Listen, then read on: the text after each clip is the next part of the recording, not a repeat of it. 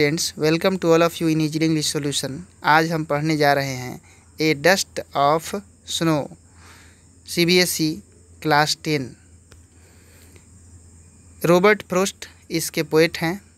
Robert Frost का जन्म मूलतः अमेरिका के सैन फ्रांसिस्को नामक शहर में हुई थी, परंतु बाद में वे इंग्लैंड जाकर बस गए थे। उनकी कविताओं में इंग्लैंड के ग्रामीण परिवेश की छाप मिलती है। यहाँ पर जो उन्होंने कविता लिखा है ए डस्ट ऑफ स्नो, आइए देखते हैं कि कवि ने इसमें क्या लिखा है। The way a crow shook down on me the dust of snow from a hemlock tree. देखिए यहाँ पर जो टर्म आया है हेमलॉक ट्री, यह एक उत्तरी अमेरिका में पाया जाने वाला शंकुधारी पेड़ होता है जिसमें कि हेमलॉक नाम का जहर पाया जाता है, यानी कि यह एक पॉइजनस पेड़ है। तो कवि क्या लिखते हैं कि कवि उस पेड़ के नीचे से गुजर रहे थे और अचानक से बर्फ़ के कुछ धूल, कवि इसको डस्ट ही कहते हैं, यानी सफ़ेद जो बर्फ़ था, बर्फ़ के कुछ कण उनके ऊपर आकर गिरते हैं और कवि इसकी तुलना धूल से करते हैं।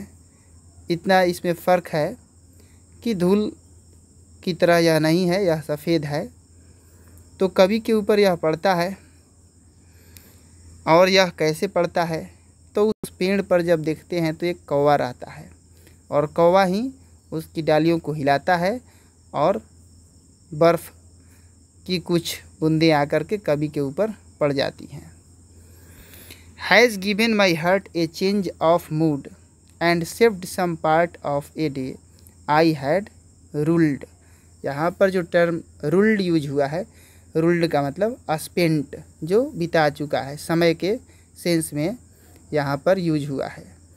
तो कौवे ने यह जो किया, कवि के ऊपर जो बर्फ़ छिड़का, तो इससे कवि का मूड चेंज हो जाता है।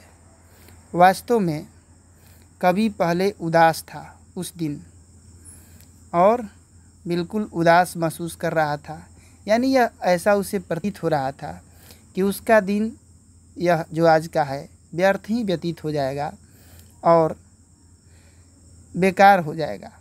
परंतु कौवे ने यह जो एक्ट किया, उसने इस दिन का जो भाग था, कुछ भाग, यानी उसके बाद जो शेष बचा हुआ है उसको सेव कर लिया, यानी उसको बेकार नहीं जाने दिया, नहीं तो वह दिन बेकार जाने वाला था।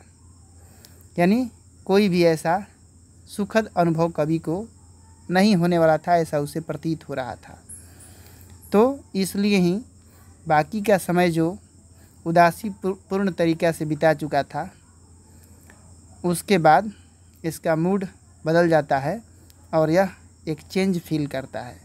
यानी कवि इस कविता में यह दिखलाता है कि प्रकृति में होने वाली कोई भी घटना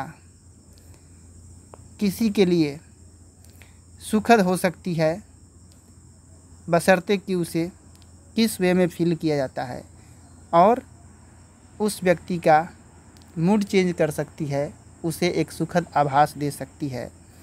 क्योंकि यहाँ पर जो भी दो एलिमेंट्स हैं, चाहे कौवा हो या हेमलॉक का ट्री हो, न तो कौवा कोई पॉजिटिव चीज़ माना जाता है, कोई अच्छा चीज़ माना जाता है, ऐसा तो नहीं है। और हेमलॉक ट्री जहाँ पर कि ये पॉइजनस है, यह भी कोई कहीं से भी शुभ और पॉजिटिव दिखाई देने वाला चीज़ नहीं है। लेकिन यही दो चीज़ें कवि को पॉजिटिव एनर्जी देती हैं और कवि का दिन को, जो कि एक बर्बाद होने जा रहा था, डल यानी बिल्कुल नीरस दिन के रूप में, और उसे सेव करके एक अच्छा दिन बना देती हैं। तो मैं आशा करता हूँ कि आप अच्छी तरह से इस कविता को समझ चुके हैं।